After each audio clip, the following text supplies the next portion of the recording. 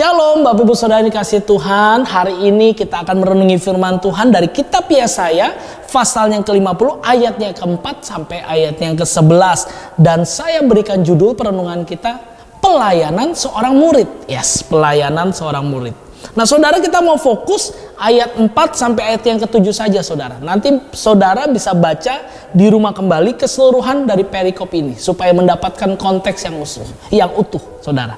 Kita lihat ayat yang keempat. Tuhan Allah telah memberikan kepadaku lidah seorang murid, supaya dengan perkataan aku dapat memberi semangat baru kepada orang yang letih lesu. Setiap pagi ia mempertajam pendengaranku untuk mendengar seperti seorang murid. Yang pertama, pelayanan seorang murid itu bicara tentang kebergantungan. Kebergantungan. Kenapa kebergantungan? Karena Tuhan sudah memberikan lidah. Lidah itu untuk berbicara. Mulut itu untuk berbicara. Tapi yang kedua, bukan cuma lidah, bukan cuma mulut, bukan cuma perkataan, tapi juga mempertajam pendengaran.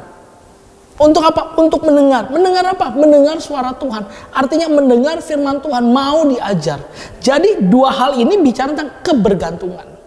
Itu pelayanan seorang murid yang pertama. Jadi jangan langsung saudara praktek apa-apa, jangan langsung saudara dan saya melayani teknis, jangan. Tapi pertama kali bergantunglah sama Tuhan. Yang kedua, ayat 5. Tuhan Allah telah membuka telingaku dan aku tidak memberontak, tidak berpaling ke belakang. Yang kedua, kalau yang pertama kebergantungan, pelayanan seorang murid bicara tentang apa saudara? Bicara tentang kesetiaan. Setia, jangan memberontak, jangan berpaling ke belakang. Selain bergantung, saudara dan saya sebagai seorang murid Kristus, kita harus setia. Apapun yang terjadi, apapun tantangannya, mari kita tetap setia. Yang ketiga, ayat 6.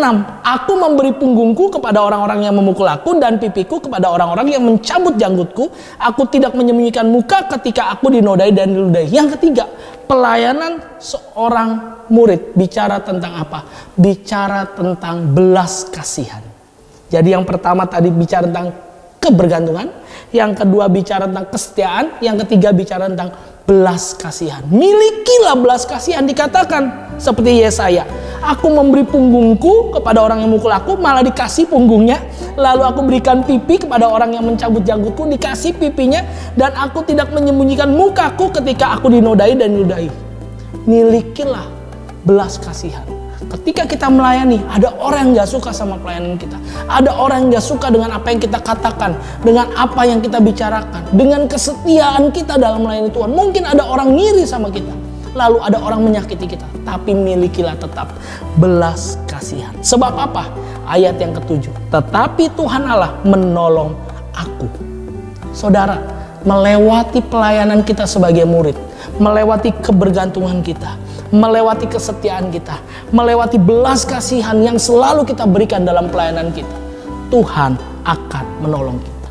Mari saya hari ini mendorong Bapak Ibu Saudara supaya Bapak Ibu Saudara memiliki semangat untuk melayani sebagai seorang murid Kristus. Kita berdoa.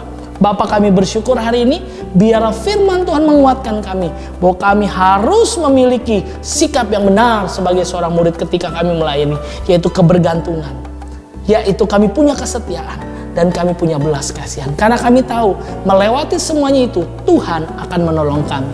Materaikan firman-Mu buat kami supaya kami bisa melakukannya dalam kehidupan kami. Dalam nama Yesus kami berdoa. Amin. Tuhan Yesus memberkati.